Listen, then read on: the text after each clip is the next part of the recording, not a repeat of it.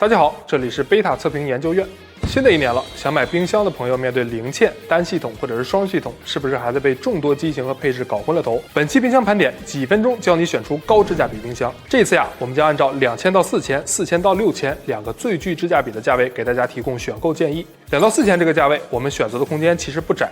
不管是海尔、美的还是海信、TCL、华凌、美凌，其实都有不错的冰箱可以选择。从价位出发，像是1000元左右的华凌610、TCL 651、美凌527、美的251、统帅345这几款的销量虽然榜上有名，但综合表现并不突出，不做主要推荐。然后是技术上 ，TCL 451、华凌神机547、海信415这些呀也是有中高端机型的多档控温、湿控保鲜技术的。以下呢，我们重点推荐7款。先来看看海信的这2款，海信611和海信525。611这款是双开门的设计，611升大容量，多口支架食材储备也不在话下，而且是1级能效双变频的设计，节能省电的同时更加静音，全空间净味除菌，防止串味。海信525这款则是双系统双循环的配置，冷冻冷藏互不串味，冷藏式 PDM 加净味除菌技术，除菌、净味、保湿、除乙烯多效合一；而冷冻式则是使用铜离子吸附的被动除菌净味技术。而荣升看501和516。2款都是10字双开门设计，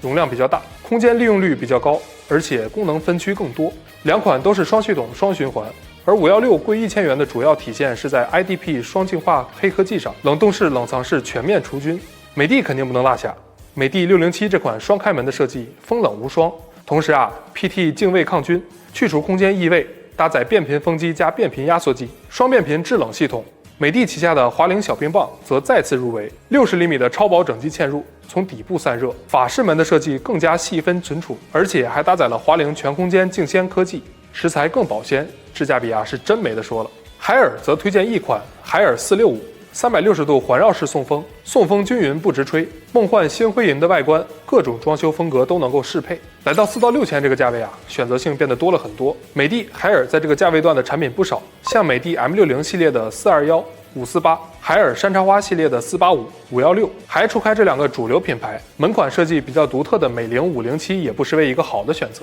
美的旗下的华凌459，海尔旗下的统帅475评价也都相当不错。国外品牌可以看一看，像东芝小白椰543、松下大海豹2.0，松下这款国补后6000出头也能拿下。在这里，我给大家选择了8个闭眼就能入的型号。美的508这款算是冰箱界的网红神机，双系统加上 PST 智能杀菌的主动净味方式，用户评价和口碑都不错，值得入手。和508同样的双系统加主动净味的还有荣升的一款526，2款都不错，不过就是美的508有同款的白色可供选择，荣升还有一款502，60厘米的超薄机身，零距离嵌入，而且还是蓝光 SPA 养鲜，有助于营养物质转化，果蔬存储周期更长，全空间净味，冷冻冷藏高效抗菌净味。4000出头的价格，支架比还是很不错的。再来看看海信，我推荐大家去看看这款海信500，不到5000的价格，配置了真空冰温科技，能够让食材进入低压低氧状态，减少氧化、风干所造成的营养流失，主要还是能够保持食材的口感鲜活。